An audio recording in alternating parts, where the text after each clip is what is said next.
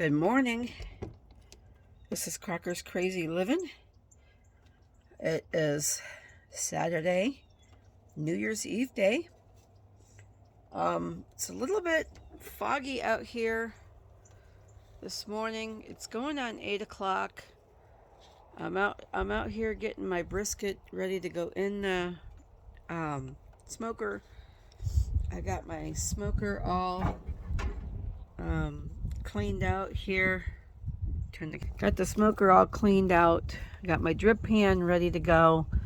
I got my fire pan down here. Today I'm going to use some Kingsford hardwood natural briquettes.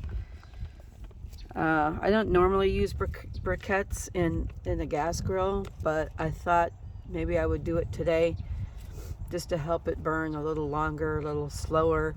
And then on top of that, I put 2 pieces of oak and 2 pieces of hickory. I come home with some smoking wood. My husband says, "Why did you buy more smoking wood when you got a shed full of it?" Well, I'm glad I did, because I went into the shed. I have none left. I had a huge bag of apple chunks, but I use apple for a lot of stuff, so it's gone. It's gone. And the last time I did something, which was ribs, I think I used a combination of peach and pecan. It's all gone. So don't have what he thinks I do. It's funny. Your husband thinks you have so much smoking material and you don't. So I'm going to get this fired up, and I'm going to get my brisket on and get it going. It's going to take anywhere from 8 to cook. So I'm going to put you on pause. I'm going to go get the key to the shed, and I'm going to go ahead and get the brisket out and get it in here, and then show you the final result. I'll be back. Okay, I got my meat.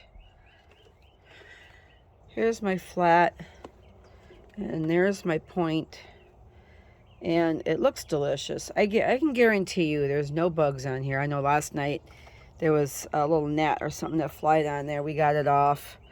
And I said, "Oh, I'm not worried about bugs. I'm not worried about anything." I assure you, there's no insects on my meat. There's nothing here. But I tell you what, this meat smells so good already, just with the seasonings on there. I found out that the mustard is a binder. The mustard gives it some flavor, but it also binds whatever seasonings that you're putting on it. So that's what that does. And I also found out when you save all that fat and you render it down, when you wrap it, when you go to wrap it, they either pour, as in the experts, they either pour some beef broth on it, or they pour that rendering of fat on the meat, and then they wrap it. And they wrap it in foil. Some of them wrap it in butcher paper. I don't have butcher paper, so I'm going to be wrapping mine in foil. After it comes to a 100, between 165 and 180 temperature, I do need to get my thermometers out here too and get them set up. So I'm going to let these sit for a second. I'll be right back. I'll be right back with that. Hold on. Okay, I got my thermometer out here. I got my meat put in my smoker. I'm just going to attach my probes to my meat.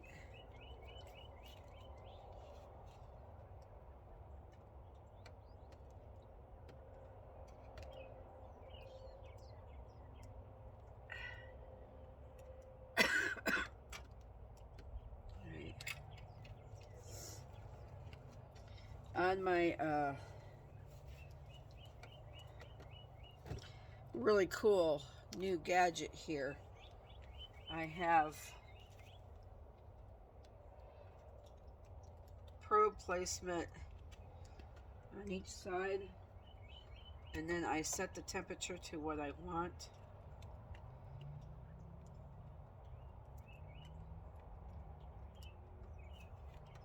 Actually, I don't set it to that. I set it to, I plug it in, and I program my other one here.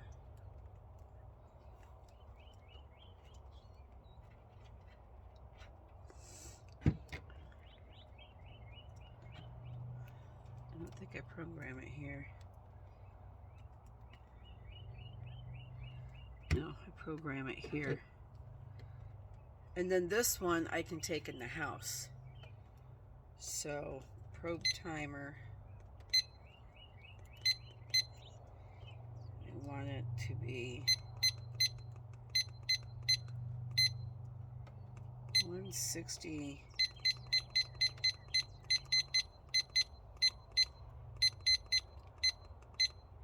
I'm going to set it for 165.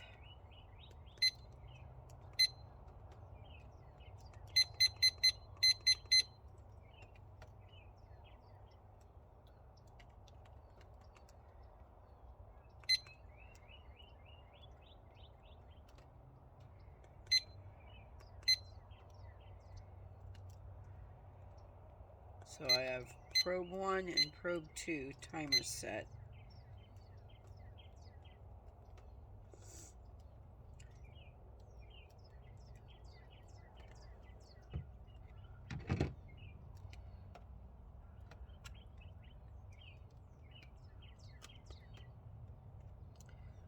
There we go. Kind of make sure that you have your plugs. This is timer 1, timer 2, timer 3, timer 4. And then once that's set, I take this part in the house, and then I can monitor it from inside the house without having to come out and keep checking it, which is good.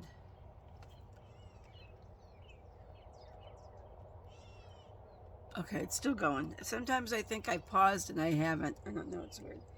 So I'm going to go ahead and go get my lighter, and I'm going to get this lit up. You're real quick. Here it is.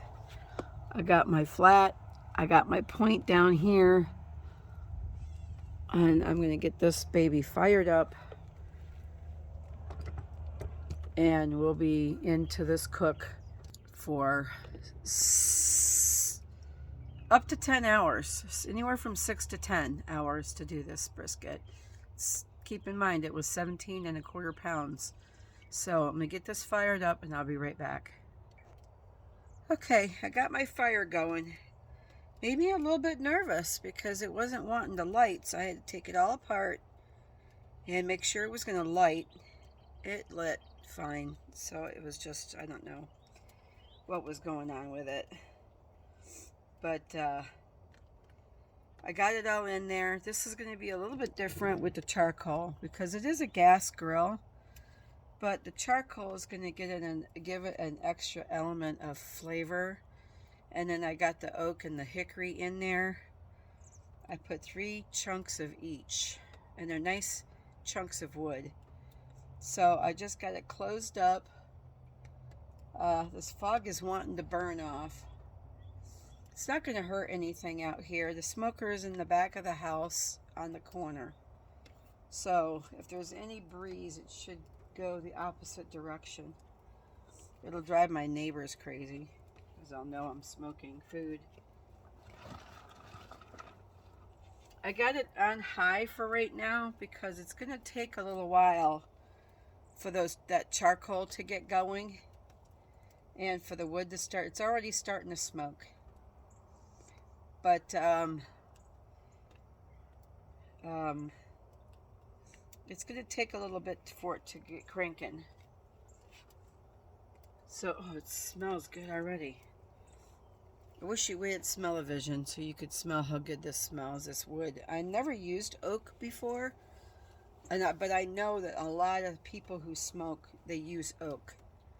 And so with the combination of the hickory and the smoke, it's going to be divine. and the charcoal briquettes, which are hardwood briquettes, it says. I don't know what it's made from, but thought that I would give it a whirl. I've used it once before, and it did fine. I used it for chicken or something. But, you know, sometimes that charcoal will just give you another depth of flavor. So that's what I'm going for. All right, so this thing's locked up. It's going. And you see the little wafts of smoke coming out already? I don't know if you can see it like I can see it. It's hard to see on the camera, but there's wafts of smoke coming out already. And it smells really good.